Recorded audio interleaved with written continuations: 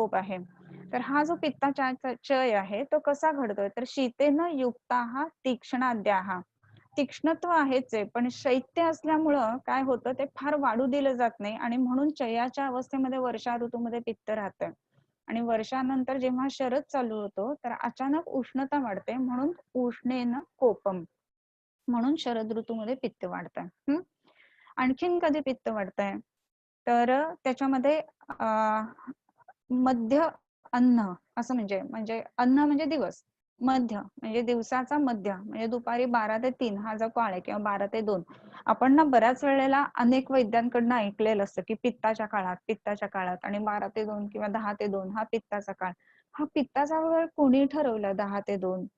तर हा 10 ते 2 हा एक सर्वसाधारणतः काय म्हणतो, सर्वसाधारणतः ठरवलेला काळ आहे.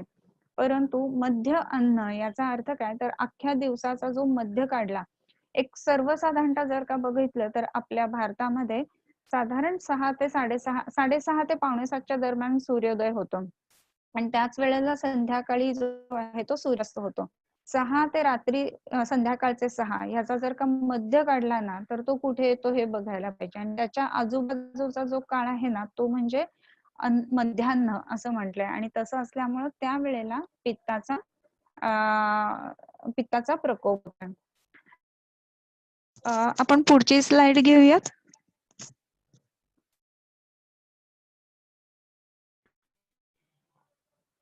त्याच्यानंतर रात्री अर्ध, जसं दिवसा 10 ते 2 आहे ना काळ, की ज्याच्यामध्ये हे होतंय, तर त्याच्याच प्रमाणे रात्रीच्या सुद्धा मध्यरात्र जो काळ आहे ना, त्याही वेळेला पित्ताचा प्रकोपच होत असतो. याचं कारण रात्री सुद्धा आपल्याला पेशंट बऱ्याच वेळेला जे ह्याचे दिसतात ना,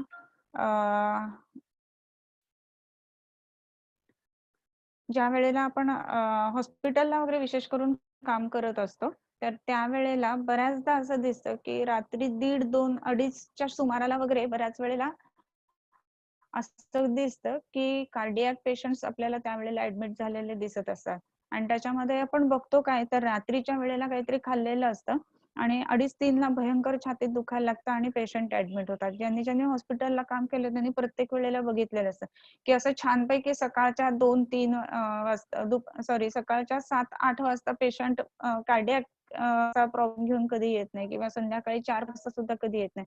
सर्वसाधारणतः कधी येतो, तर रात्री त्याला त्रास चालू झालेला असतो आणि पहाटे पेशंट उठून आपल्याकडे येत असतो. तर हा जो विदाह काळ जो आहे ना, सुद्धा रात्री अर्ध म्हणजे अर्ध्या रात्री म्हणून आपण PND ज्याला म्हणतो, पॅरोक्सिस्मल नॉक्टर्नल डिस्निया, तो बरोबर 2:30 ते 3च्या दरम्यान रात्री घडतं आणि त्याच्यानंतर एखादा 1.5 तास पेशंट वाट बघतो आणि आपल्याकडे 4-4:30 वाजता वगैरे येत असतो. असं हा पित्ताचा जो प्रकोपाचा काळ आहे, तर तो पित्ताचा प्रकोपाचा जो काळ आहे ना, तर तो हा रात्री अर्ध असं म्हटलंय. आणखीन कधी होतं, तर विदाह समयेषु, विदाह समय असताना. आता आपल्याला असं वाटतं की विदाह समय म्हणजे कुठला, तर भोजनाचा जो दुसरा अवस्थापाक सांगितलाय पित्ताचा, तो विदाहाचा समय आहे, बरोबर आहे. मग त्यावेळेला पित्त थोड्याफार प्रमाणामध्ये वाढणार आहे. तर काल जी गोष्ट सांगितलेली होती ना, की इतक्या इतक्या वाजता तुमचा ताप वाढेल वगैरे असं सर सांगायचे आणि आम्हाला त्याची खूप गंमत वाटायची की असं कसं काय होऊ शकतं. तर हे काळ ओळखणं ही जी गोष्ट आहे ना, ती ह्याच्यामध्ये आपल्याला सांगितलेली आहे. आणखीन एक विदाह समय जो सांगितलेला ना, तर ह्याच्यामध्ये भाषांतरात वगैरे कुठे नाहीये, परंतु मला एक असं त्याच्यावरनं जाणवतं बरं का, की दुर्दिन ज्याला म्हटलेलं ना, तोही विदाहाचा समय आहे आणि म्हणून खूप ढग आलेले असताना वगैरे विषाचा प्रभाव जसा वाढतो ना, तसाच पित्ताचाही प्रभाव वाढत असतो आणि म्हणून ढग आलेले असताना, त्याच्यानंतर विदाही खाल्लेलं असताना असं जर का दिसलं ना, तर आपल्याला त्याच्यामध्ये पित्ताचे पेशंट, आम्लपित्ताचे पेशंट किंवा कार्डियाकचे पेशंट हे जास्ती सापडतात त्या काळामध्ये आणि म्हणून रात्र्यर्ध विदाह समयेषुच हे पित्त वाढण्याचे काळ सांगितलेले. त्याच्यानंतर कफाचं जे आहे ना, त्याच्यामध्ये स्वाद्वम्ल लवण स्निग्ध गुर्वभिष्यन्दी शीतलैः आस्या स्वप्न सुखाजीर्ण दिवा स्वप्नाति बृहणैः प्रच्छर्दनाद्य योगेन भुक्त मात्र वसंतयोः पूर्वाह्णे पूर्वरात्रे च श्लेष्मा द्वंद्वतु संकरात. मॅडम श्लोक नंबर सांगाल तर मी पुढची स्लाइड आहे ते. हा.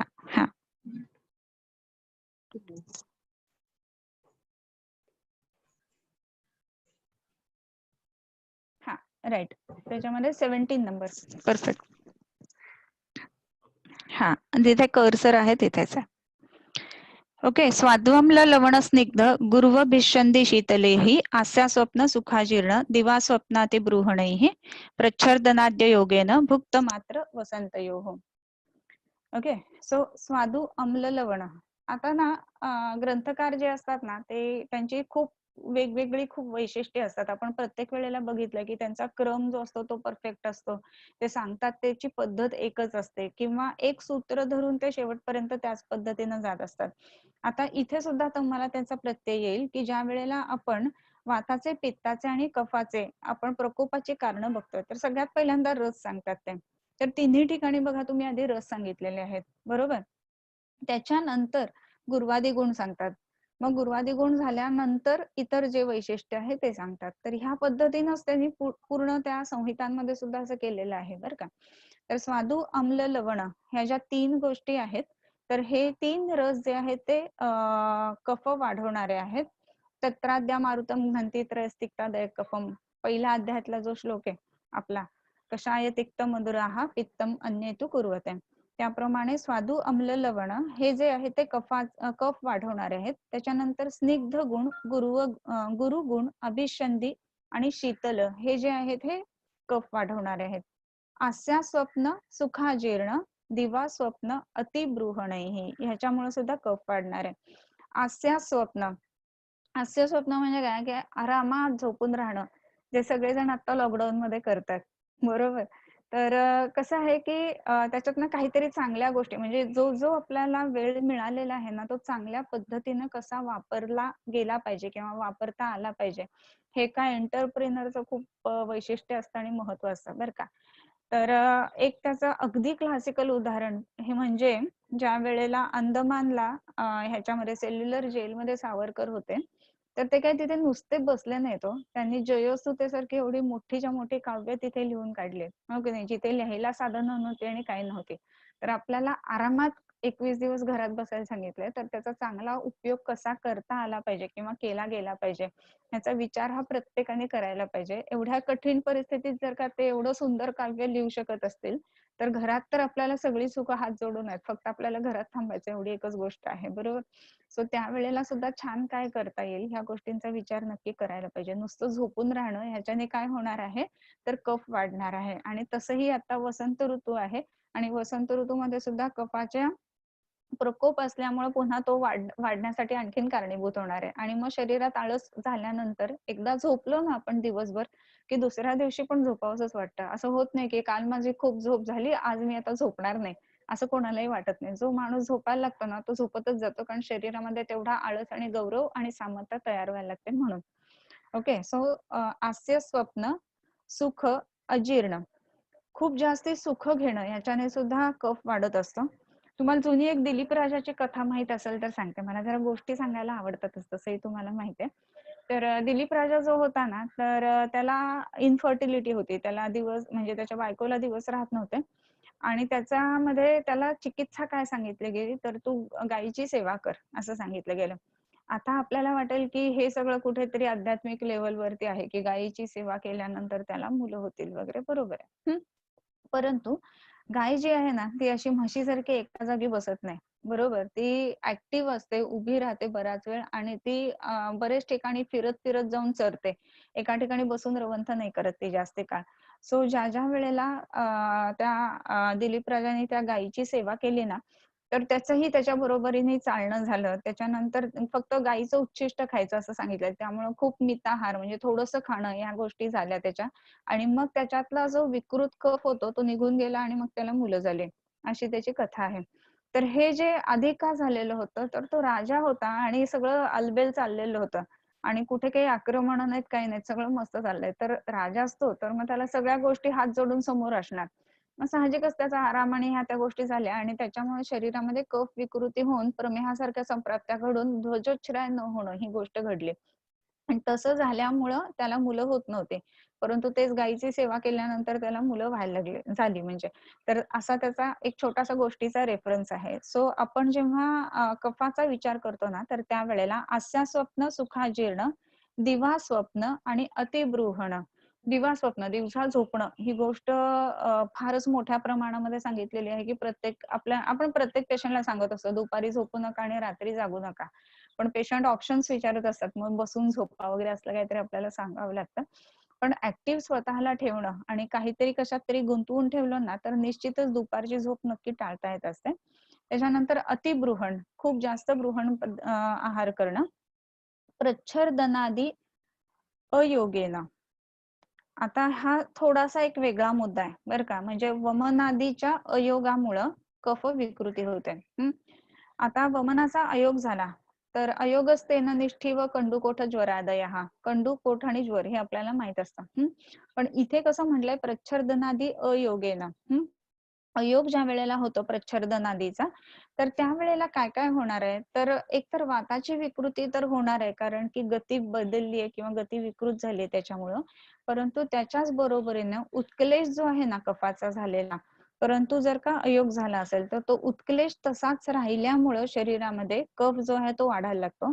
आणि म्हणून विशेष करून त्वचारोगाचे जे पेशंट असतात ना, तर त्यांच्यामध्ये जर अयोग झाला ना, तर स्किनचे डिसीजेस वाढलेले आपल्याला दिसत असतात आणि म्हणून ही गोष्ट महत्वाची राहते. आणखीन काय, प्रच्छर्दनादी अयोगेनं भुक्त मात्र, जेवण झाल्या झाल्या पहिला काळ जो आहे तर त्याच्यामध्ये सुद्धा कफ वाढत आहे, कारण पहिला जो अवस्थापाक सांगितलाय त्याच्यामध्ये कफाचं उदिरण होत आहे, बरोबर. सो तिथे उदिरण होत असल्यामुळं जेवणानंतरच्या पहिल्या काळामध्ये झोप जास्ती आल्यासारखी होते. ती आपण आवरली ना पहिला 1.5 तास किंवा नंतर झोप आपोआपच निघून जाते. सो तो जो काळ आहे तर त्याच्यामध्ये कफाचा प्रकोप होण्याची शक्यता असते. आणि वसंत ऋतूमध्ये. आता वसंत ऋतूमध्ये जेव्हा आपण बघतो ना, तर जे मगाचे आपण 12व्या अध्यायातले श्लोक बघत होतो, उष्णेन युक्तास तीक्ष्णाद्या चयम पित्तस्य कुर्वते वगैरे. तर त्याच्यामध्ये कसं आहे ना, तर विलयन रूपा वृद्धी म्हणून वसंताची आपल्याला बघितलेली आहे आपण सगळ्यांनीच. तर वसंतामध्ये अचानक जो सूर्यसंताप येतो, त्या सूर्यसंतापामुळे कफाचं विलयन होतं आणि कफाची काय म्हणतो आपण, प्रवृत्ती जी आहे ती वाढायला लागते आणि म्हणून प्रकोप कफाचा त्याच्यामध्ये व्हायला लागतो. आणि म्हणून वसंत ऋतूमध्ये आपण खूप वेगवेगळे आजार वाढलेले आहेत असं दिसतं, ज्याच्यामध्ये व्हायरल डिसीजेस आहेत ना, ते वसंत ऋतू किंवा वसंत ऋतूच्या सुरुवातीला हे जास्त प्रमाणात दिसतात. सो गोवर कांजिण्या वगैरे ह्या सगळ्या गोष्टी ज्या आहेत ना, त्या सुद्धा वसंत ऋतूच्या दरम्यान झालेल्या दिसतात. हे कुणाला ऑक्टोबर नोव्हेंबर मध्ये गोवर कांजिण्या आल्यात वगैरे ही गोष्ट अगदी रेअर आहे. याचं कारण काय, तर हे जे व्हायरल डिसीजेस ज्या वेळेला आहेत ना, तर जेव्हा शरीरामधला विकृत कफ वाढलेला आहे, तर तो शरीराचं प्राकृत असतो बलम श्लेष्मा असं म्हटलंय, विकृतीर मलम उच्चते. मग तोच बलकारी कफ ज्या वेळेला विकृत होतो तर त्यावेळेला शरीराचं बल कमी होणार, बरोबर. मग शरीराचं बल कमी होतंय म्हणजेच काय, तर शरीराची इम्युनिटी कमी होते, व्याधी बल प्रतिरोधित्व ही गोष्ट कमी होते आणि म्हणून बरेचसे व्हायरल डिसीजेस जे आहेत ना, ते ह्या वसंत ऋतूमध्ये झालेले दिसतात. आणि म्हणून वसंत ऋतूच्या बाबतीमध्ये एक खूप गंमतशीर श्लोक आहे, तुम्हाला माहित असेल तर. वैद्यानां शारदे माता पिता तु कुसुमाकरहा, यमदंष्ट्रा स्वसा प्रोक्ता हितभुक मितभुक रिपुः असं म्हटलंय बरं का. म्हणजे काय, तर वैद्यानां शारदी माता, वैद्यांसाठी शरद ऋतू हा मातेप्रमाणे आहे. हा, म्हणजे काय, माता काय करते की आज जेवायला बनवते, आज जेवायला घालते आणि रोजचं रोज जेवायला घालते, म्हणजे त्या त्या दिवसाची ती सोय करून देत असते. आणि लाड करते थोडेफार, बरोबर. मग हे जे लाड आहेत ना, तसा हा कोण करतं, तर शरद ऋतू करतो.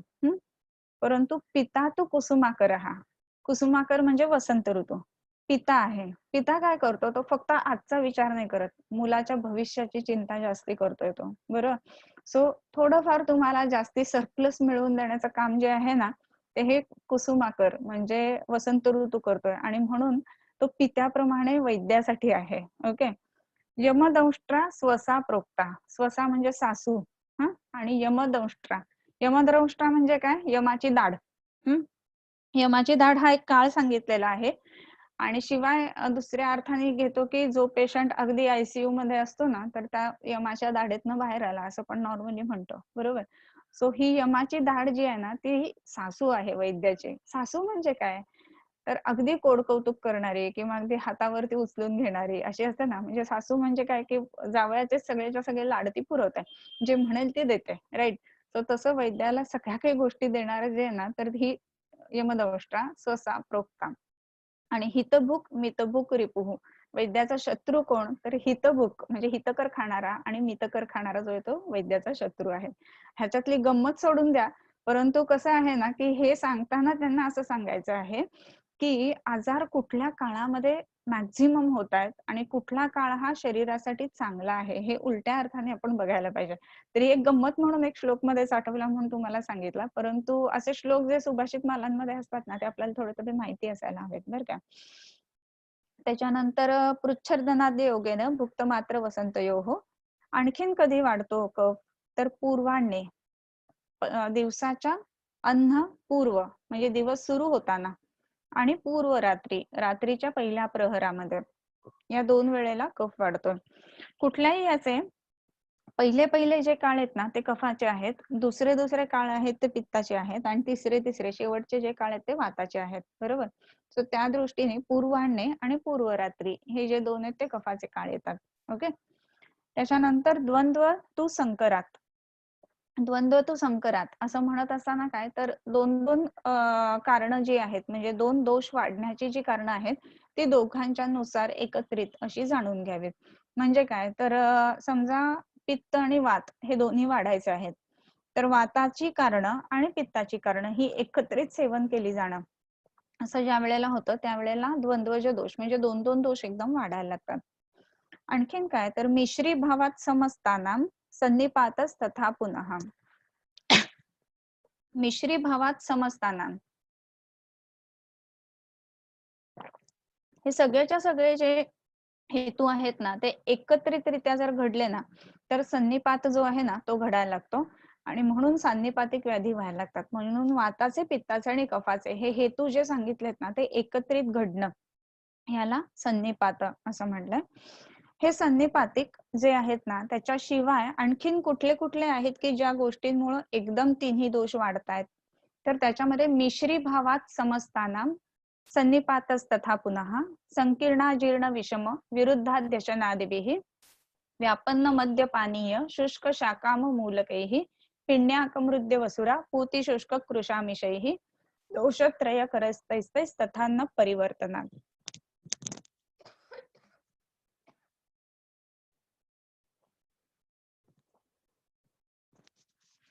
मिश्री भावात समजताना सन्निपातच तथा पुनः संकीर्ण जीर्ण विषम.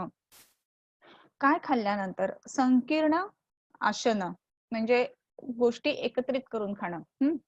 म्हणजे काय तर जेवायला बसलोय, पोळी भाजी खातोय आणि त्याच्याबरोबर चिवडा घेतलाय किंवा कुठली तरी ऑड गोष्ट की ज्याला आपण मेनू नाही म्हणत त्याला, म्हणजे समजा भाकरी आहे आणि त्याच्याबरोबर पावभाजीची भाजी आहे किंवा भाकरी आहे आणि कधीतरी मध्येच एखादं वेगळंच काहीतरी घेऊन खातोय, चिवडा, चकली, वेफर्स असं घेऊन खातोय, हे झालं संकीर्ण भोजन.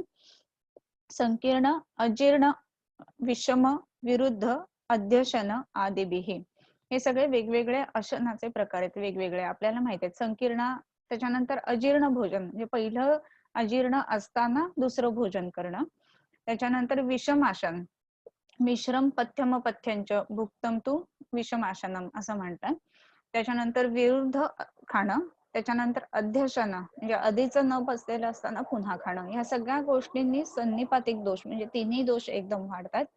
व्यापन्न मद्य पानीय शुष्क शाक आम मूलकैः.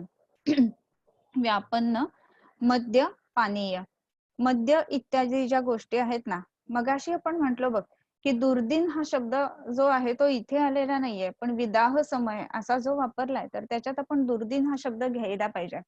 तसं मद्य ही जी गोष्ट आहे ना तर त्याच्यामध्ये काय होणार आहे तर तिन्ही दोष एकदम प्रकुपित होत असतात आणि त्याच्यामुळे मद्य, त्याच्यानंतर पानीय विकृत पद्धतीनं पाणी घेणं ह्याच्याने सुद्धा हे दोष जे ते तिन्ही एकदम वाढत असतात.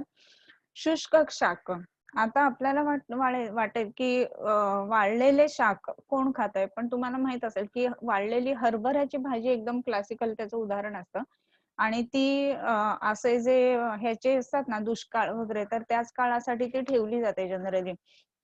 तर दुष्काळात वगैरे ती वापरण्यासाठी म्हणून वापरली जाते. परंतु असे शुष्क शाक जर का जास्त प्रमाणामध्ये खाल्ले गेले ना, तर त्याच्यामुळे सुद्धा तिन्ही दोष एकदम प्रकुपित होतात. त्याच्यानंतर काय आहे, शुष्क शाक आममूलक, म्हणजे जो मुळा तयार झालेला नाहीये तर तो घेतला तरी तो त्रिदोषकारक असा सांगितलेला आहे. त्याच्यानंतर पिण्याक, पिण्याक म्हणजे तिळाची पेंड बरं का, म्हणजे तिळातनं तेल काढल्यानंतर जे उरतं ना, तर ते वाया कशाला घालवायचं म्हणून उगाच वापरल्या जातात गोष्टी. अशा अनेक गोष्टी घरात सुद्धा असतात, उगाच वाया कशाला घालवायचं, खरं त्याची पोषण मूल्य 0 झालेलं असतं, पण तरी सुद्धा ते वापरलं जातं. अशा सगळ्या गोष्टी म्हणजे ही तिळाची पेंड त्याचं एक आपण उदाहरण म्हणून घ्यायला पाहिजे.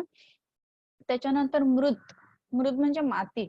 माती जर का शरीरामध्ये गेली ना तरी तिन्ही दोष अचानक किंवा एकदम प्रकुपित होतात. त्याच्यानंतर सुरा, सुरा म्हणजे पुन्हा मद्याचा एक प्रकार आहे. पिण्याक मृद्य मृद्यव असुरा, सुरा पुती शुष्क कृश आमिषही. आमिष म्हणजे मांस बरं का, किंवा कुठल्याही नॉनव्हेजला आमिष असं म्हटलं जातं. तुम्ही जर रेल्वे स्टेशनवर वगैरे बघितलं असेल ना, वेटिंग रूम मध्ये कधी थांबायचा वेळ आली असेल तर त्याच्यामध्ये सामिष आणि निरामिष आहार असं लिहिलेलं असतं. तर सामिष म्हणजे आमिष, आमिष म्हणजे काहीतरी मांस की ज्याच्यामध्ये मांस वापरलेला आहे असा आहार, म्हणून सामिष आहार, नॉनव्हेज ज्याला आपण म्हणतो. आमिष हा शब्द कशाला तुम्हाला तुमच्या ओळखीचा आहे माहितीये का, कधी केलंय? तर आपण हे काय म्हणतो, मासे पकडतात ना गळाला, तर त्या गळाला ना एक हे लावले जाते, छोटा मासा लावला जातो किंवा त्या गळाला एखादा मांसाचा तुकडा लावला जातो आणि तो तुकडा आहे तो बुडवून बसायचा, आणि तो जेव्हा आपण बुडवून बसतो ना तर त्या आमिषाच्या योगाने तिथे मोठा मासा तो गिळायला येतो आणि मग तो गळ असतो तो त्याच्या तोंडामध्ये अडकतो, घशामध्ये अडकतो आणि मग तो मासा आपण वरती घेतो, बरोबर. आणि म्हणून आमिष दाखवू नकोस असं म्हटलं जातं, म्हणजे छोटी कुठली तरी गोष्ट दाखवायची आणि त्याच्यातनं आपल्याला मोठं काहीतरी नुकसान होत असतं, तर त्यामुळं अशा गोष्टींना आमिष असं म्हटलं जातं. दोषत्रय करैहि तैहि तैहि तथा अन्न परिवर्ततः, हा शब्द खूप महत्वाचा आहे बरं का. हे सगळं जे आहे ते दोषत्रय करैहि अशा गोष्टी सांगितल्या.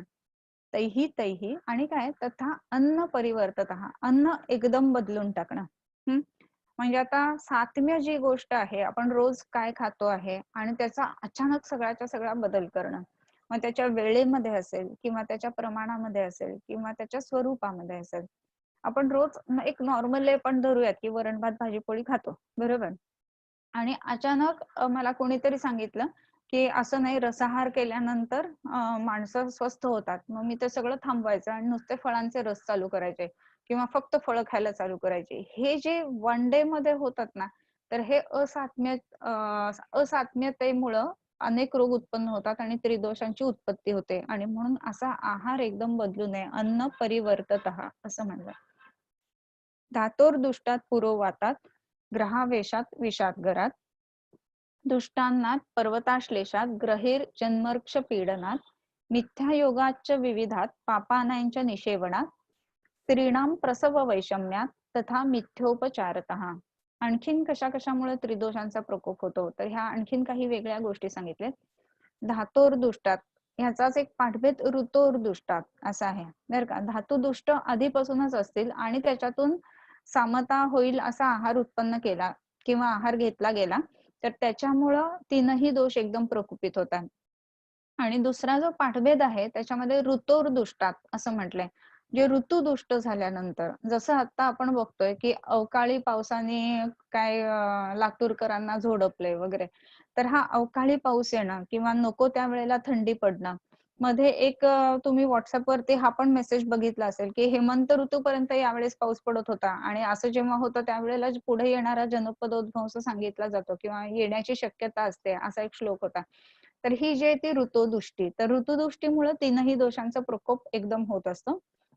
धातोर्दुष्टात किंवा ऋतोर्दुष्टात पुरोवातात, बऱ्याच जणांना सवय असते ते ट्रेन मध्ये असं बाहेर उभं राहायचं आणि भयंकर वारं खायचं ते, आणि ते वारं असं जे काही आपण घेतलं जातं त्याला पुरोवात, म्हणजे पूर्वेकडनं येणारं वारं किंवा समोरून येणारं वारं, अशा दोन्ही पद्धतीने त्याला घेतला जातो शब्द.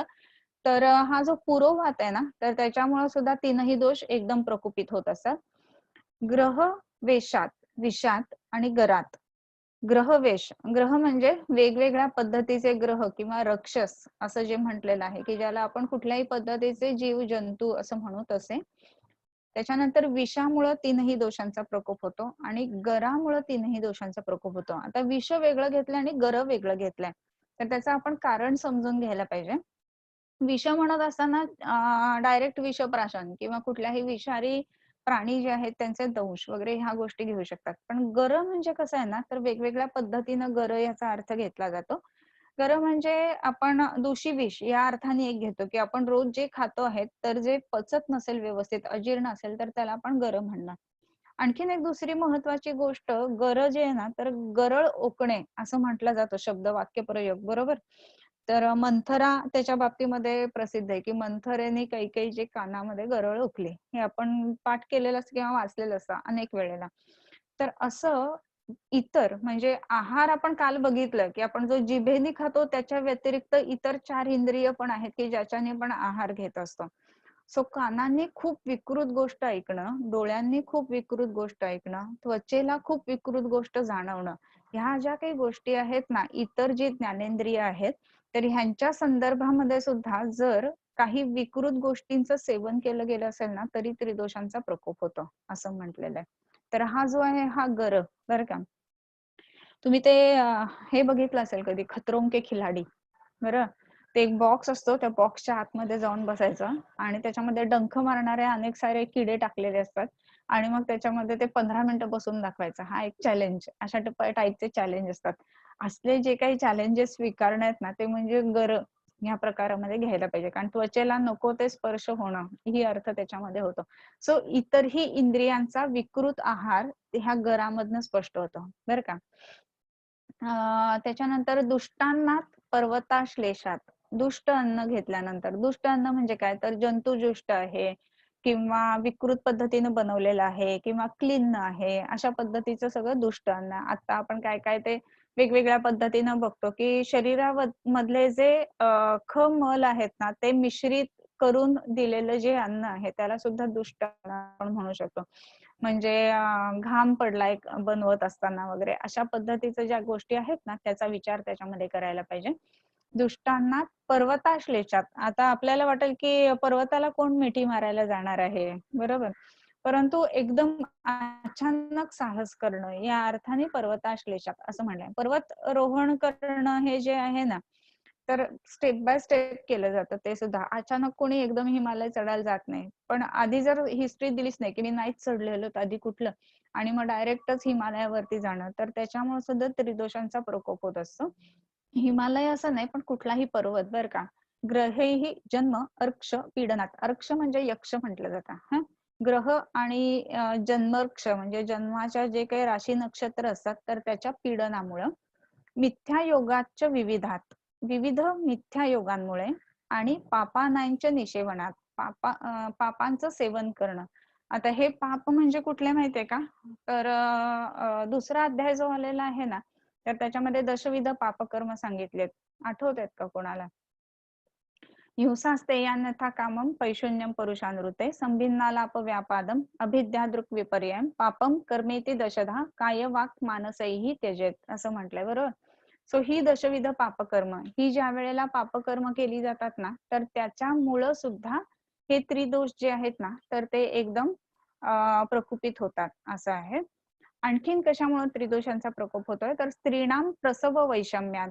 स्त्रियांच्या ठिकाणी प्रसव वैषम्य म्हणजे विकृत पद्धतीनं जर का प्रसव झाला असेल तर त्याच्यामुळे आणि तथा मिथ्योपचारतः म्हणजे प्रसूती प्राकृत असेल परंतु प्रसूती परिचर्या किंवा उपचार जर का विकृत पद्धतीनं झाले असतील तरी सुद्धा त्याच्यामध्ये त्रिदोषांचा प्रकोप होतो. ओके.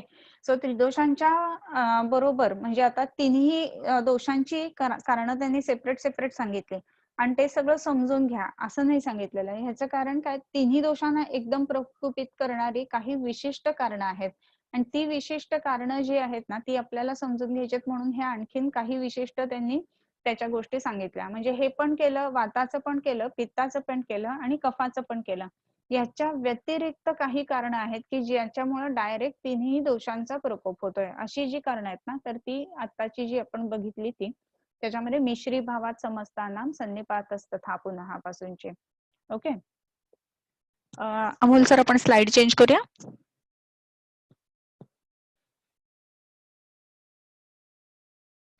त्याच्यानंतर आहे प्रतिरोगम इति क्रुद्धा रोगाधिष्ठानगामिनीहि. हा, थँक्यू.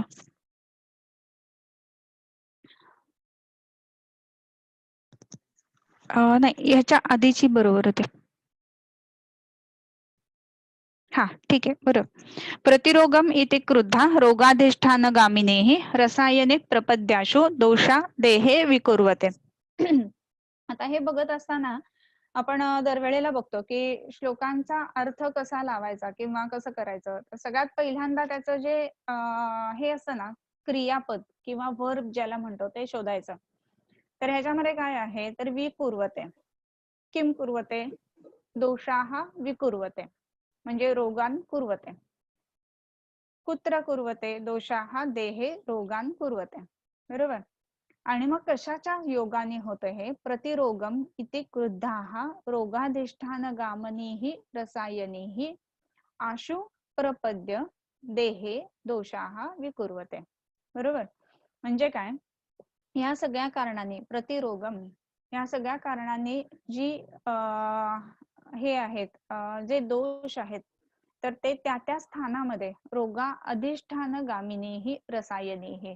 रसायने म्हणजे रसवह स्रोतस.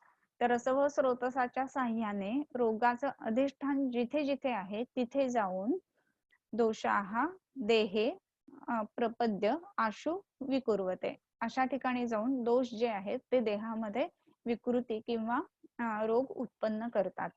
तर हे सगळं जे आहे ना, ही थोडक्यात सांगायचं म्हणजे सगळ्या रोगांची सामान्य संप्राप्ती. सामान्य संप्राप्ती म्हणत असताना आपण त्या ह्याची सामान्य संप्राप्ती, रोगाची सामान्य संप्राप्ती असं म्हणतो. पण कुठल्याही रोगाची सामान्य संप्राप्ती काय, तर प्रतिरोगमिति क्रुद्धा दोषाः रोगाधिष्ठानगामिनीहि रसायनिक प्रपद्याशु दोषा देहे विकुर्वते. या पद्धतीने हा पहिला अध्याय झाला आपला. तर पहिल्या अध्यायामध्ये विशेष करून आपण काय काय बघितलं, तर तिन्ही दोषांची वेगवेगळी कारणं आणि रोग का होतो आणि कशावरनं जाणावा ह्या आपण सगळ्या गोष्टी बघितल्या. त्याच्यामध्ये एक पंचावयवी वाक्य असतं ना, तर त्या पद्धतीनं 5 गोष्टी महत्वाच्या. त्याच्यामध्ये हेतू, निदान, संप्राप्ती, उपशय, अपशय, अनुपशय आणि चिकित्सा संप्राप्ती, याच्यावरनं आपण चिकित्सा कशी करावी ह्या गोष्टी पण बघितल्या, राईट. आणि त्याच्यासाठी प्रत्येक दोषाचं प्रकोप का आणि कोणत्या कोणत्या कारणांनी होतो या गोष्टी बघितल्या. परफेक्ट. पुढचा अध्याय चालू करूया. अध्याय दुसरा, ज्वर निदानम. आणि ज्वराचं निदान झालं ना की त्याच्यामध्ये सामान्य चिकित्सा. आता तुम्ही मला विचाराल की ह्याची सर्व रोगांची अनुभूत किंवा सामान्य चिकित्सा कुठली? तर अनुभूत किंवा सामान्य चिकित्सा जी आहे ना ती दुसऱ्या अध्यायामधला स्वस्थ वृत्ताचं पालन करणं सर्व रोगांच्या बाबतीमध्ये. त्याच्यानंतर दुसऱ्या अध्यायामधलं सद्वृत्ताचं पालन करणं. त्याच्यानंतर चौथ्या अध्यायामध्ये रोगानुत्पादनीय सांगितलंय त्याप्रमाणे वेगांचं धारण न करणं. त्याच्यानंतर ऋतुचर्याचं पालन करणं आणि ऋतुचर्याचं आणि दिनचर्याचं पालन करणं. हे जे आहे ना हे सामान्य चिकित्सा सूत्र सर्व रोगांसाठी असं पण म्हणू शकतो. त्याच्यानंतर आता ज्वर निदानम. अथा तो ज्वर निदानम व्याख्यास्यामः इति स्माहुरात्रेयादयो महर्षयः. ज्वरो रोगपतिः पाप्मा मृत्युः ओजः अशनोन्तकः. ओजोशनो असा आहे बरं का. मृत्युः ओजोशन अंतकः क्रोधो दक्षाध्वरध्वंसी रुद्रोर्ध्व नयनोद्भवः जन्मान्तयोर्मोहमय संतापात्मापजारजः विविधैर्नामभिः क्रूरो नानायोनिषु वर्तते. हा, आता परत पर्याय. काल आपण बघितलं की बरेच गोष्टींचे पर्याय सांगितलेले आहेत. पुढच्या खूप रोगांना काही पर्याय नाही आहेत बरं का, पण ज्वराला खूप सारे पर्याय आहेत. याचं कारण काय माहितीये का, ज्वराची उत्पत्ती किंवा ज्वराचा उल्लेख जो आहे ना तो वेदकालांपासून आलेला आहे. आणि म्हणून त्याची उत्पत्ती सुद्धा त्या ह्याच्यामधनं झाली, ते दक्षाच्या यज्ञामध्ये झालेली आहे. बरोबर. सो त्याच्यामुळे ह्याचे खूप सारे काय म्हणू ज्याला पर्याय सांगितलेले आहेत. आणि ज्वराचं वैशिष्ट्य काय आहे, तर आपण पहिल्यांदाच बघितलेलं होतं की एक ज्वर समजला ना तर सगळे व्याधी समजतात. आणि एक ज्वर नाही समजला आणि समजा भारंभार व्याधी वाचले तरी त्याचा काही हे होत नाही, कारण ज्वर समजला नसेल ना तर तो इतर व्याधी समजून देण्यासाठी काही फारसा कारणीभूत राहत नाही. म्हणून ज्वर महत्वाचा. आणि ज्वराची आणखीन एक महत्वाची गोष्ट अशी आहे की तो मरणकाली आणि जन्मकाली दोन्ही वेळेला उपस्थित आहे आणि म्हणून आपल्या संपूर्ण आयुष्याचा तो साक्षीदार आहे आणि म्हणून ज्वराला महत्व आहे आणि म्हणून ज्वर हा सगळ्यात जास्त महत्वाचा, असं जुने खूप वैद्य लोक असं सांगायचे, आडी वेडेकर सर वगैरे जे आहेत ना ते. त्याच्यामध्ये ज्वरो रोगपती पापमा मृत्यू ओजशोन अंतकहा. ज्वर, आता ज्वर हा जो शब्द आहे ना तर हा कुठून आला असेल असा जर विचार केला ना तर ज्वलयती ज्वरयती इति ज्वरः असे त्याची व्युत्पत्ती येते. ज्वलयती म्हणजे जो दाह उत्पन्न करतो. ओके, दाह उत्पन्न करतो, शरीरामध्ये संताप उत्पन्न करतो, तो म्हणजे ज्वर. म्हणजे ज्वलयती ज्वरयती इति ज्वरः. रोगपतीही, तो सगळ्या रोगांचा पती म्हणजे राजा आहे. तर का? तर त्याचं कारण आपण बघितलंय की तो जन्मकाली आणि मरणकाली अवस्थित आहे. आणि दुसरी महत्वाची गोष्ट म्हणजे तो अनेक वेळेला अनेक पद्धतीने प्रेझेंट करतो किंवा दिसतो. म्हणून रोगपतीही. पापमा, पापातून उत्पन्न म्हणजे काय, तर शरीराच्या संदर्भामधल्या ज्या ज्या गोष्टी करायला सांगितल्यात डूज अँड डोंट्स, तर त्या न करणं आणि त्यातनं उत्पन्न तो पापमा. त्याच्यानंतर मृत्यू हो, ज्वराचं सिनोनिम म्हणून मृत्यू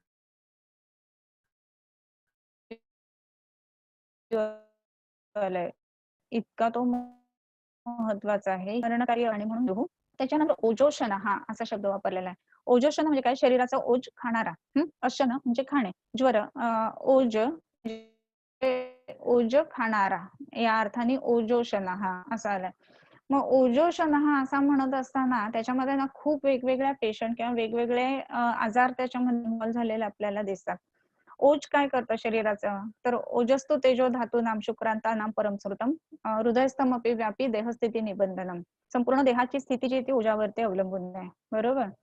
आणि कसं आहे ते, तर तुष्टी पुष्टी बलोदय हा असं म्हटलंय. तुष्टी पुष्टी आणि बल यांचा उदय आहे. आणि ज्या वेळेला ओज कमी होणार आहे ना तर त्यावेळेला शरीराची तुष्टी पुष्टी आणि बल हे कमी होणार आहेत.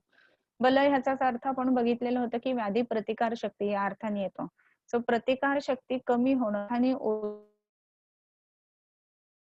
हा असा आलेला आहे. आणि म्हणून वेगवेगळे जे व्याधी आहेत ज्याच्यामध्ये आपण हिमोग्लोबिनोपॅथीज म्हणतो किंवा ज्याच्यामध्ये आपण ल्युकेमिया सारखे जे व्याधी आहेत तर त्याच्यामध्ये विशेष करून ओजोषण हा शब्द त्याच्यामध्ये सिनोनिम सारखा वापरता येतो आपल्याला.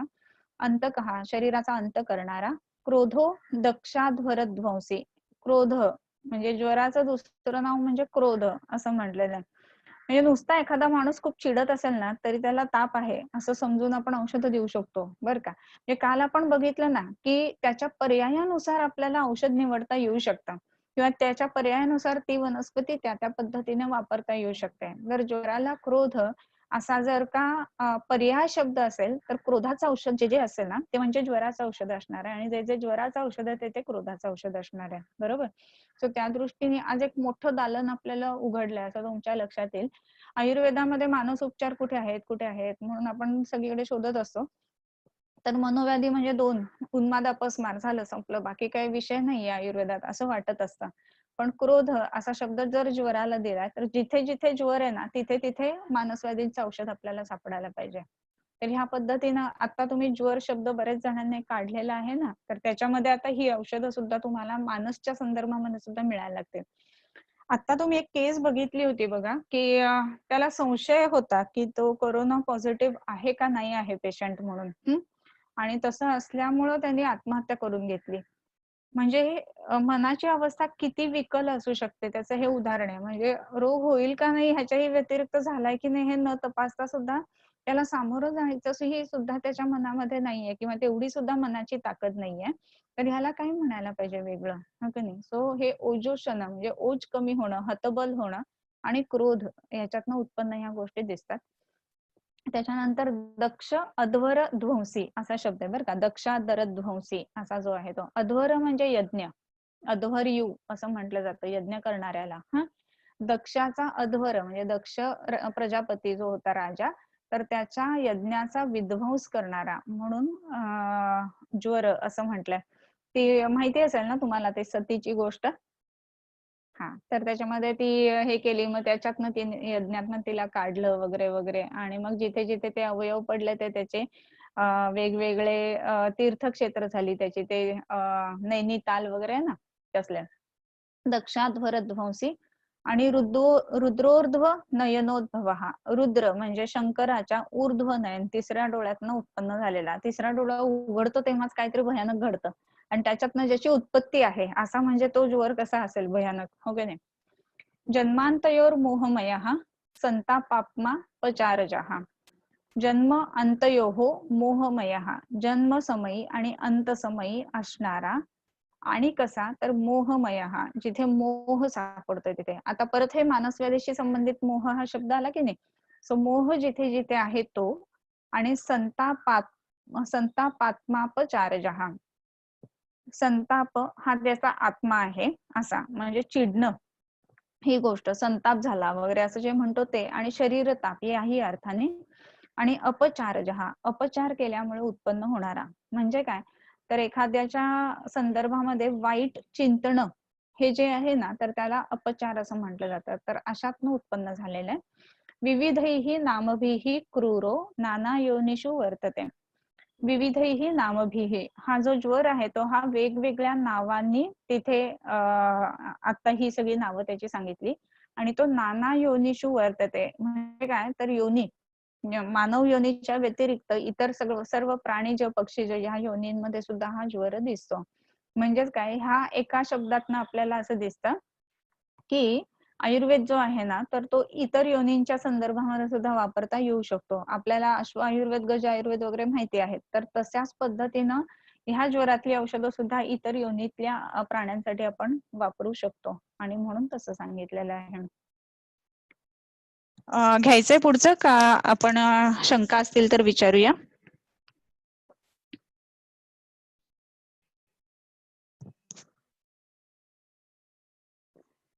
शंका कोणाच्या आहेत काही?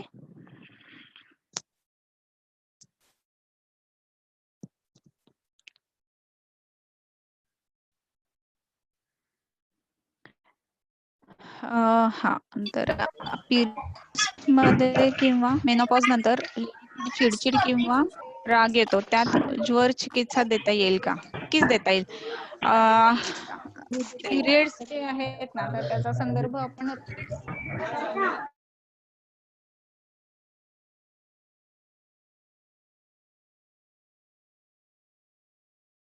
नाहीये, ते पूर्ण महिन्याचं प्रोसेस आहे, बरोबर. ज्या वेळेला पुराणमल शेड ऑफ होतंय, तर त्याच वेळेला नवरजाची स्थापना होते, आणि त्या काळामध्ये जर का विदाही अन्नपान झालं असेल, म्हणून ही याची म्हणजे काय म्हणतो आपण, रजस्वला परिचर्या जी आहे ना ती महत्वाची आहे. रजस्वला परिचर्या जर का सांभाळली नसेल, आणि तिथे कसं खावं सांगितलं, एक शैरेयम यावकम स्तोकम कोष्ठ शोधन कर्षणम पर्णे शरावे हस्ते वा भुंजित ब्रह्मचारिणी. ब्रह्मचारीने राहून ह्या सगळ्या काळामध्ये या गोष्टी खाव्यात. परंतु काहीही खाल्लं, पावभाजी, भेळ, पाणीपुरी वगैरे, तर शरीरामध्ये विदाह होणार आहे, आणि तो विदाह असल्यामुळं रसवह स्रोत स्वीकृती होते, आणि त्याच्यामुळे नवरज स्थापना जी होते ना, ज्या वेळेला पुराण रज निघून जाते त्याच वेळेला, तर ही स्थापना ज्या वेळेला होते ना, तर ती सुद्धा विदाहा सोबत होते. आणि म्हणूनच तो विदाह जो आहे ना, तो व्यक्त होत असताना, म्हणजे ज्या वेळेला पुन्हा नेक्स्ट मेन्सेस येणार ना, त्यावेळेला त्याच्या आधी ही चिडचिड वगैरे दिसत असते, आणि म्हणून रसाशी संबंध त्याचा निश्चित येतो. आणि हा प्रश्न छान आहे पण अंतरा, बरं का. आपलं नाव सांगा. Okay. Okay. Can we relate autoimmune disorders due to kapha prakopa? बऱ्याच वेगवेगळ्या पद्धतीमध्ये आपल्याला ऑटोइम्युनिटी दिसते. फक्त कफ प्रकोपाच्या मध्येच दिसेल असं नाही, पण कफ जो आहे तो बलासकम म्हटलंय ज्या वेळेला प्राकृत आहे त्यावेळेला. सो त्याच्यामुळे प्राकृत कफाचा इम्युनिटीशी खूप मोठा संबंध मात्र निश्चित राहतो. सो ह्या दृष्टीने कफाचा विचार करायलाच पाहिजे. परंतु असंही आहे की हायपर सेन्सिटिव्हिटी रिएक्शन ज्या असतात ना, की ज्याला आपण काय म्हणतो, ह्याच्यामध्ये शीतपित्त उदर कोष्ठासारख्या जेव्हा येतात ना, तर ते सुद्धा ज्या आहेत ना, तर त्या ह्याच्याशी म्हणजे विकृत पित्ताशी रिलेटेड आहे. सो फक्त कफाचाच विचार ऑटो इम्युनिटीमध्ये करायला पाहिजे असं नाहीये. इतरही दोषांचा आपल्याला करावा लागतो. परंतु जर पुन्हा पुन्हा सततच जर का एखादा त्रास होत असेल ना, तर विकृत कफाचा मात्र पहिल्यांदा विचार आपल्याला करावा लागतो. जे ऋतुसंधिकालीन व्याधी वगैरे जे असतात ना, त्याच्यामध्ये विकृत कफाचा विचार निश्चितच करावा लागतो. विदाह संधिकालामध्ये दिसतो, त्याचं काय कारण? संधिकालामध्ये विदाह दिसतो त्याचं काय कारण असं विचारलंय. संधिकाल वेगवेगळे आहेत. मग त्याच्यामध्ये दिवसाचा संधिकाल आणि ऋतूचा संधिकाल या 2 गोष्टी दिसतात. म्हणजे एक फेज संपून दुसरी फेज तयार होणं ही गोष्ट आहे. आणि हे होत असताना म्हणून नेहमीच संधिकालामध्ये बऱ्याच गोष्टी करू नका म्हणून सांगितलेत. खाऊ नका, पिऊ नका, झोपू नका. विशेष करून ग्रहण जो आहे ना, तो सुद्धा संधी आहे. म्हणजे सूर्य, चंद्र आणि पृथ्वी या तिघांचा एक संधी आहे आणि तो संधिकाल असल्यामुळे त्याही काळामध्ये खाणं पिणं वगैरे वर्ज्य सांगितलेलं असतं. तर असा जो संधिकाल असतो ना किंवा एक गोष्ट आणि दुसरी गोष्ट ह्याच्यामध्ये फेज मध्ये चेंजेस होतात. तर चेंज ओव्हर जो असतो ना, तो नेहमीच कठीण असतो, त्रासदायक असतो आणि म्हणून अजीर्ण उत्पन्न करणारा असतो आणि म्हणून विदाह होण्याची शक्यता असते आणि म्हणून विदाह जो आहे तो संधिकालांमध्ये आपल्याला दिसत असतो. असं आहे. त्याच्यानंतर कफवृद्धी कारण अतिबृहण. सध्या कीटो डाएट करतात, त्यात चिकन, एग्स वगैरे खातात.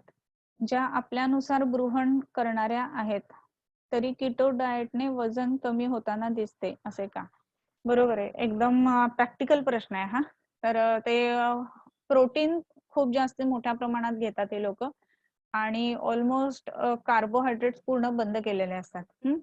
परंतु नित्य सर्व रसाभ्यास असं म्हटलेलं आहे की धातू बलवर्धकराणाम श्रेष्ठ आणि ज्या वेळेला एकच रस घेतला जातो ना, तर तो निकृष्ट सांगितला किंवा त्याच्यामुळे शरीराचं पोषण होत नाही आणि शरीर पोषण होत नाही आणि म्हणून तिथे सुरुवातीला वजन कमी होताना दिसतं, परंतु त्याच्या बरोबरीने ताकद सुद्धा कमी होत असते. ही पण गोष्ट लक्षात घ्यायला पाहिजे. म्हणजे कीटो डाएट केल्या केल्या पहिल्या 2-3 महिन्यांमध्ये खूप चांगला परिणाम दिसेल, नाही असं नाही. परंतु ते केल्यानंतर शरीराची ताकद कमी होणं किंवा शरीराचे जे नॉर्मल सगळ्या सिस्टम्स आहेत ना, त्याच्यावरती सुद्धा त्याचा परिणाम यायला लागतो आणि त्याच्यामुळं ते खूप काळ करणं ही गोष्ट योग्य नाही आहे. फक्त 1-2 महिन्यासाठी वजन कमी करून, परंतु मगाशी आपण बघितलं की एकदम अन्न विपर्यय करणं ही गोष्ट सुद्धा रॉंग आहे. सो त्याच्यामुळं अशा पद्धतीने वजन कमी करणं हे आयुर्वेदाला मान्य नाहीच आहे बरं का. त्याच्यानंतर काय जेवढे क्रॉनिक रोधजन्य व्याधी ज्वराच्या चिकित्सेमध्ये उपशम मिळतो असे जाणवले. ज्वर धातुगत होत असावेत का? क्रॉनिक स्रोतोजन्य व्याधी ज्वराच्या चिकित्सेने उपशम मिळतो. कसं आहे ना, आता आपण बघितलं की एक ज्वर शिकला ना की सगळ्याच व्याधींची चिकित्सा ज्वरामध्ये अंतर्भूत होते. इतका मोठा ज्वर हे प्रकरण आहे आणि तसं असल्यामुळं इतरही स्रोतोसांच्या बाबतीमध्ये विशेष करून रोधजन्य जेव्हा व्याधी असतील ना, तर त्यावेळेला ज्वरात मधली जी औषध आहेत तर ती उपयोगाला येतातच. इव्हन तुम्ही आता ह्याच्यामध्ये सुद्धा बघितलं असेल, क्लिनिक मध्ये बऱ्याच वेळेला आपण ह्याच्या संदर्भात पिरियड्स इरेग्युलर असणं वगैरे नष्टपुष्पांतक रस किंवा अर्धनारी नटेश्वर रस ह्या गोष्टी वापरत असतो. तर हे जेव्हा आपण वापरतो ना, तर ही ज्वरातली औषध आहेत. मग त्याचा डायरेक्ट संबंध ह्याच्यामध्ये आलेला नाहीये ना स्त्री रोगामध्ये, पण तरी रसाशी संबंध असल्यामुळं त्याचा आपल्याला ह्या पद्धतीनं वापर करता येतो आणि म्हणूनच अनेक वेगवेगळ्या व्याधींमध्ये सुद्धा ज्वरातली औषध आपल्याला वेगवेगळ्या पद्धतीनं वापरता येतात. प्राकृत आणि विकृत कफ मलस्वरूपी आहे. Hence mode of transmission of malayatana असं असतं का?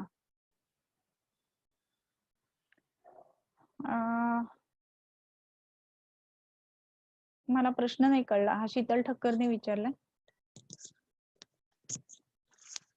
प्राकृत किंवा विकृत कफ मलस्वरूपी आहे हे बरोबर आहे. हेन्स मोड ऑफ ट्रान्समिशन म्हणजे काय, मला ते क्वेश्चन नाही कळला. नंतर पाहिजे तर तू ग्रुपवरती क्वेश्चन टाक, तुला काय म्हणायचंय ते ऑडिओ, मग बघूयात आपण.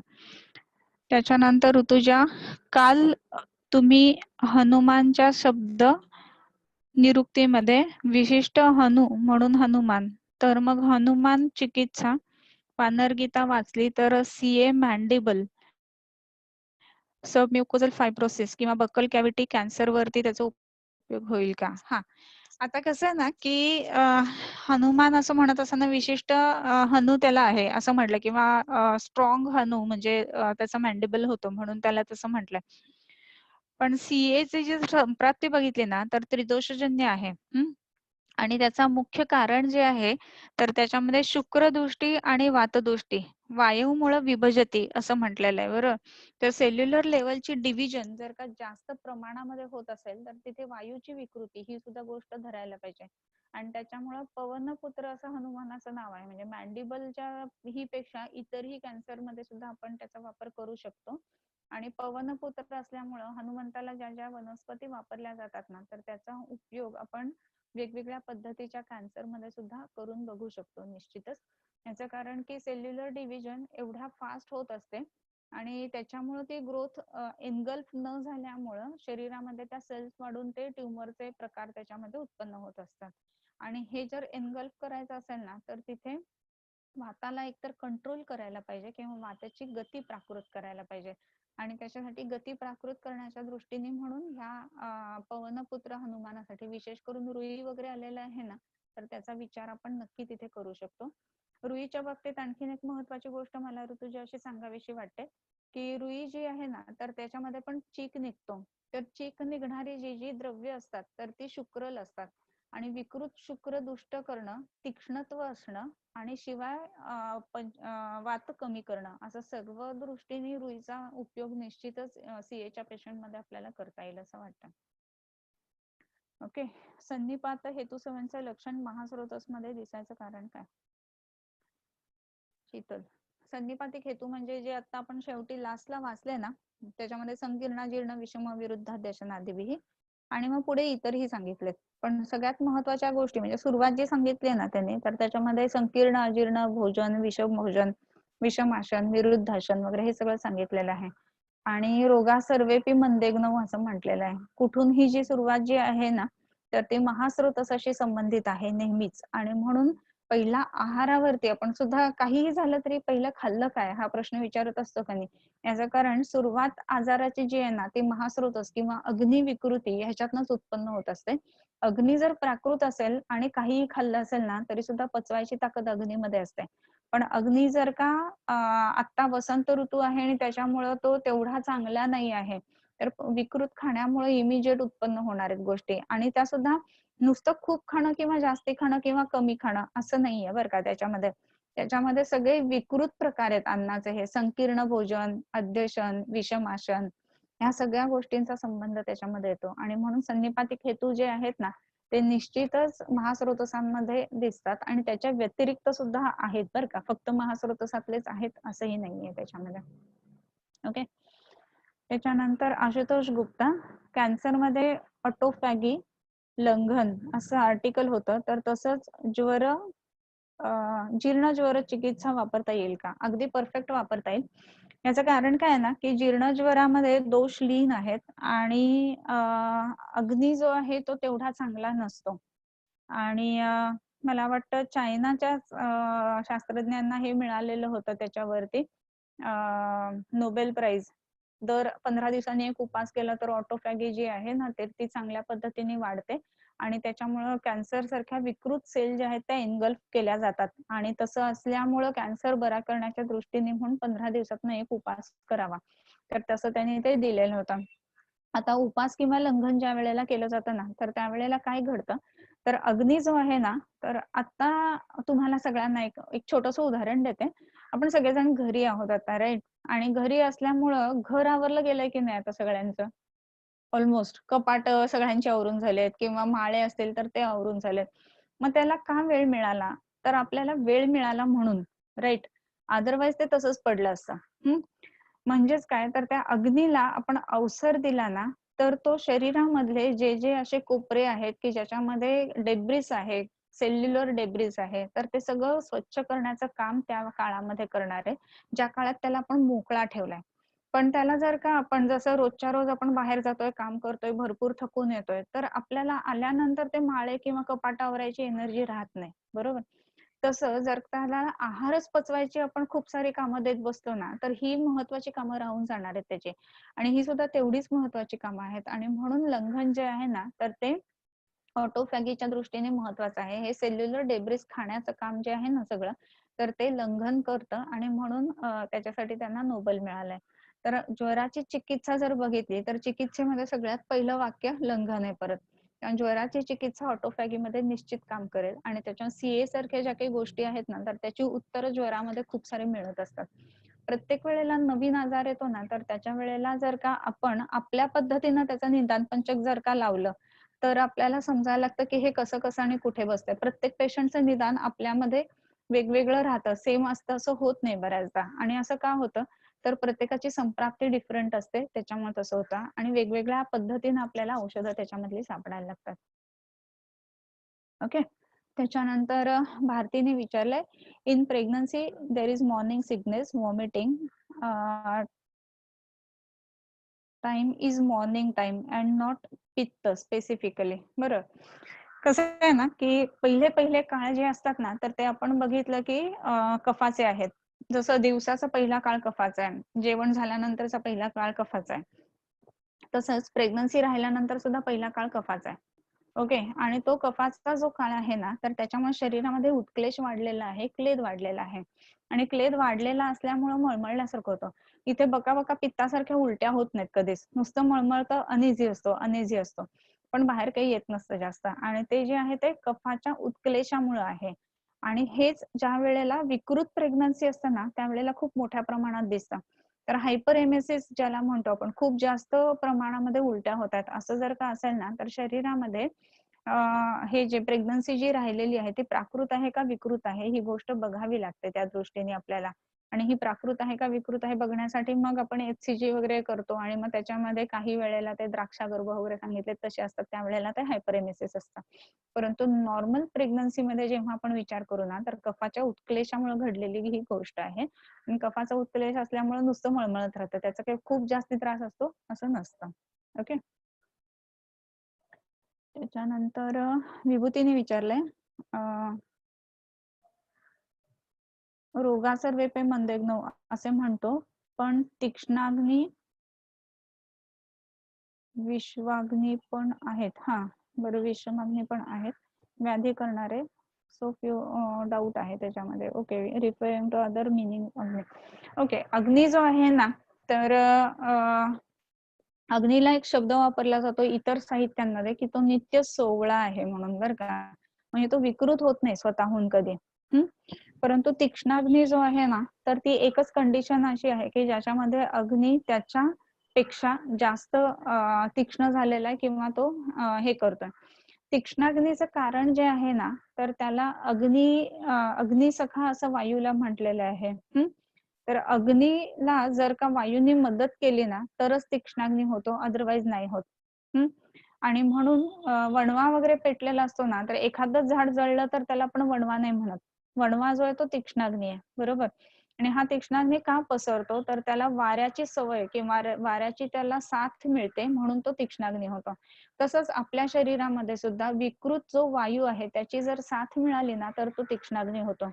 मग हा विकृत वायू कुठला, तर मार्गावरोधजन्य वातप्रकोप ज्या ज्या वेळेला असतो, म्हणजे अपानाची गती जर बिघडली असेल, अपान कसा आहे की तर तो अधोगामी असायला पाहिजे, तर अपान निघून जात नाही आहे, परंतु त्याचं धारण होतंय, तर तो फिरून समानाला आणखीन उद्युक्त करतो आणि समान आणि अपान दोन्ही मिळून ज्या वेळेला अग्नीला वाढवायला लागतात ना, त्यावेळेला तो अग्नी तीक्ष्ण होतो. आणि म्हणून ते तीक्ष्णाग्नी ही संकल्पना सांगितलेली आहे. परंतु प्रत्येक वेळेलाच तीक्ष्णाग्नी होतो असं नाही. आणि रोगासर्वेपी मंदेग्नो असं म्हणत असताना त्याचा विचार जो आहे ना, तो सुतराम उदराने तो असं सगळ्यात नंतर आलेलं आहे. उदर वगैरे सारखे म्हणजे महास्रोतसातले जे व्याधी आहेत, तर ते मॅक्झिमम मंदाग्नीने होतात. पण ह्याचा अर्थ मॅक्झिमम म्हणजे सर्वसाधारणतः होतात, म्हणजे तीक्ष्णाग्नीने व्याधी होत नाहीत असा अर्थ नाहीये त्याचा. पण तीक्ष्णाग्नीची जी संप्राप्ती आहे ना, तीक्ष्णाग्नी हीच एक विकृती आहे, हे एक लक्षात घ्यायला पाहिजे. कारण त्याच्यामध्ये विकृत वात त्याला साथ देतोय, म्हणून अग्नी तो तीक्ष्ण झालेला आहे असा. ओके.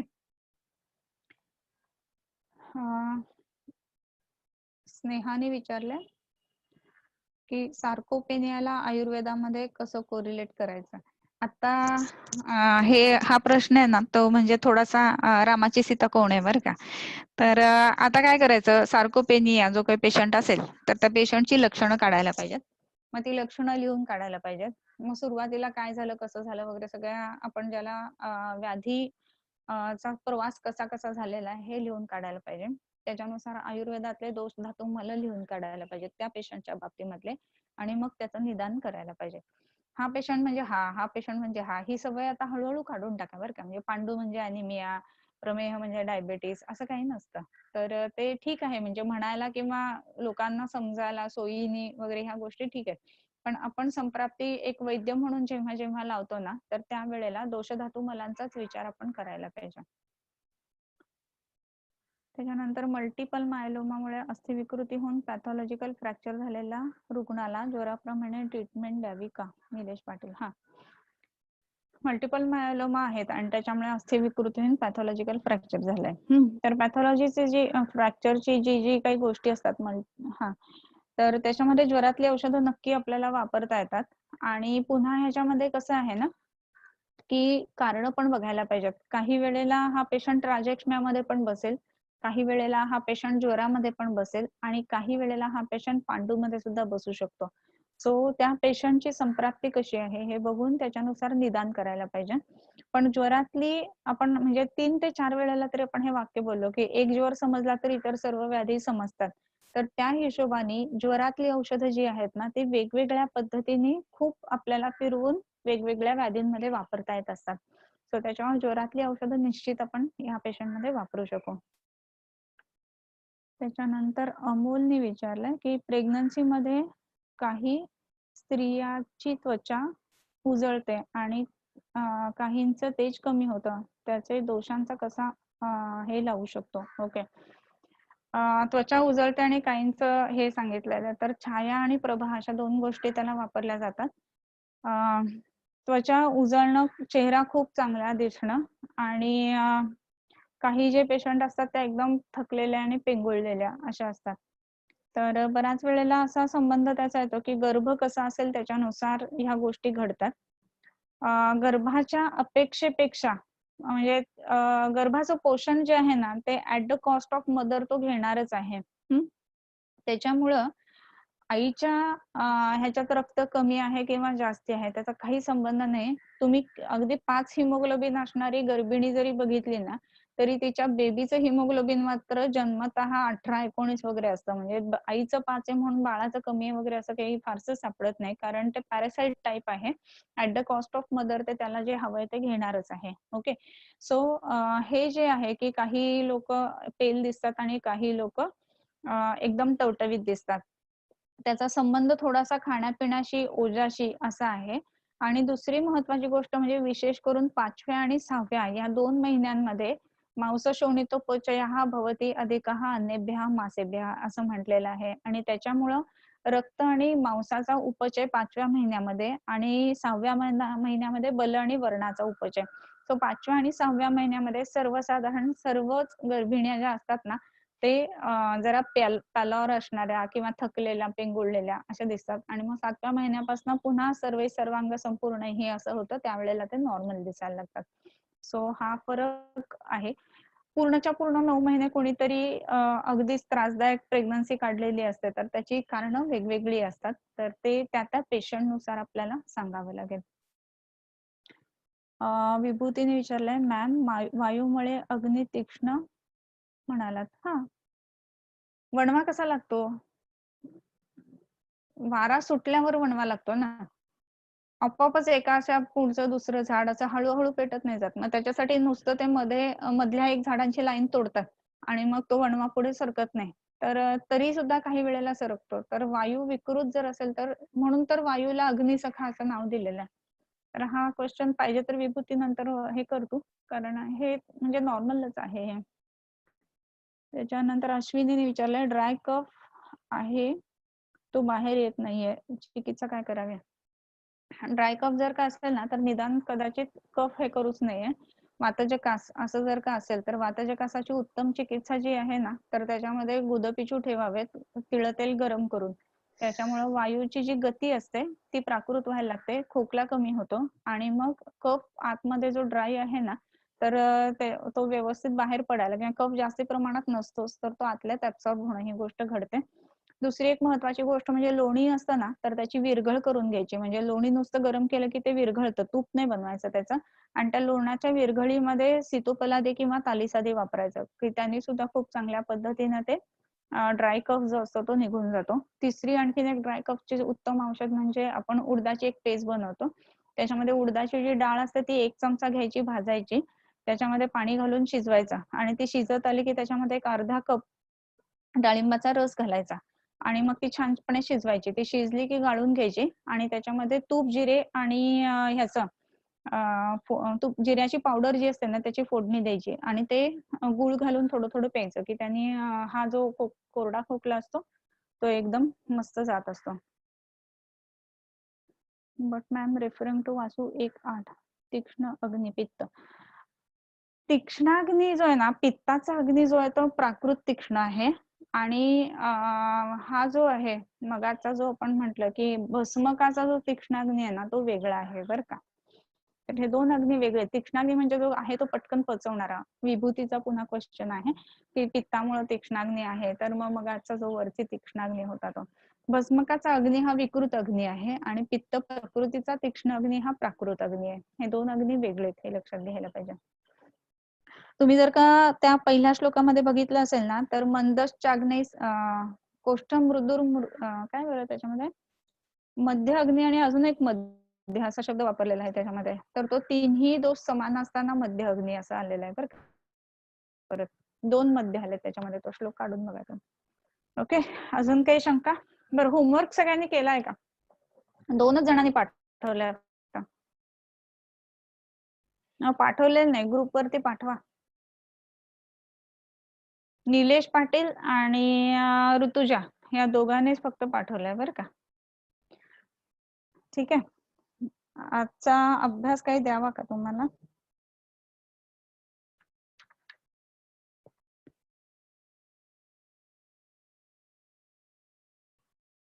ठीक आहे, आज काही नको होमवर्क, सुट्टी तुम्हाला होमवर्क. हा, एक देऊ शकते ना. ते ह्याचे जे श्लोक आहेत ना, अध्यशन, विषमाशन, त्याचे सगळ्याचे श्लोक काढा आणि ते लिहून पाठवा.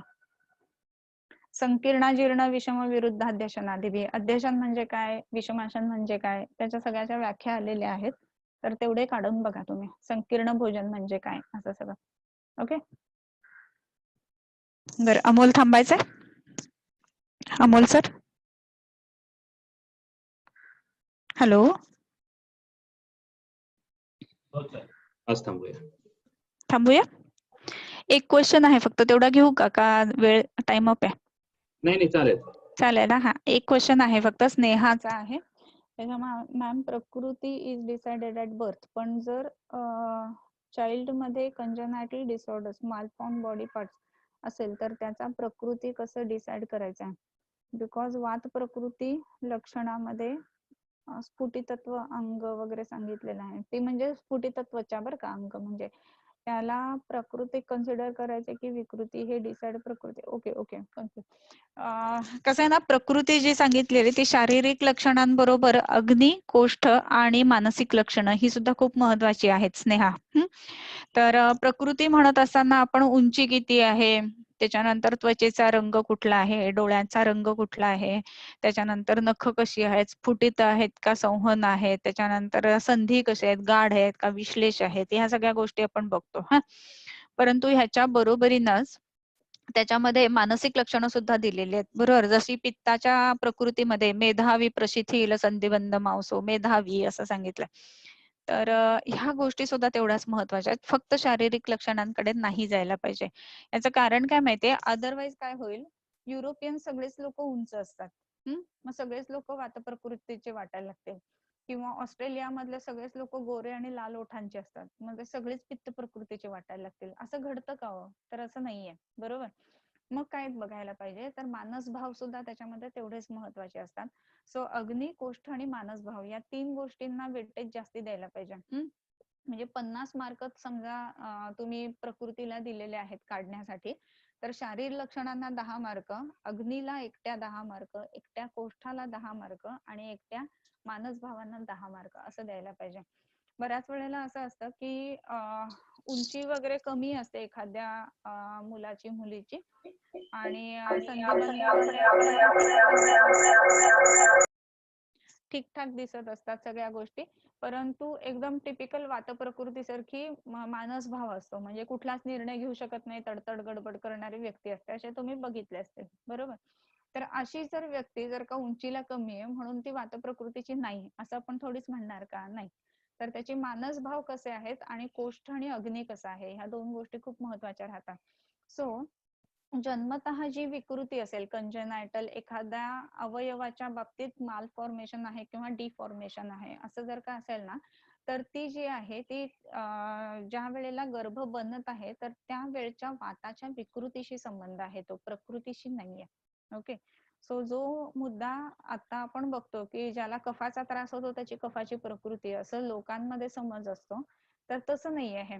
प्रकृती जी आहे ना तर ती शारीराबरोबरच मानस भाव, अग्नी आणि कोष्ठ ह्या गोष्टींकडे बघायला पाहिजे, प्रकृतीचं महत्व आहे. ओके. अजून काय? आता ज्वर आपण पुढे घेऊयात. तुमचा होमवर्क तुम्हाला सांगितलाय काय काय करायचं आहे ते, बरोबर? अध्यशन, अजीर्ण, विषमासन वगैरे जे सगळे शब्द आहेत ना, तर त्याचे सगळ्याचे अर्थ तुम्हाला कशामध्ये मिळतील, तर आयुर्वेदीय शब्दकोश म्हणून आहे, तर त्याच्यामध्ये मिळून जाईल. ओके. परत उद्या 4 वाजता, आणि वेळेवर 4 वाजता एक 5 मिनिटं आधीच लॉग इन करून बसा, म्हणजे सगळे वेळेवरती हजर राहतील, म्हणजे कोणाचं काही मिस नाही होणार.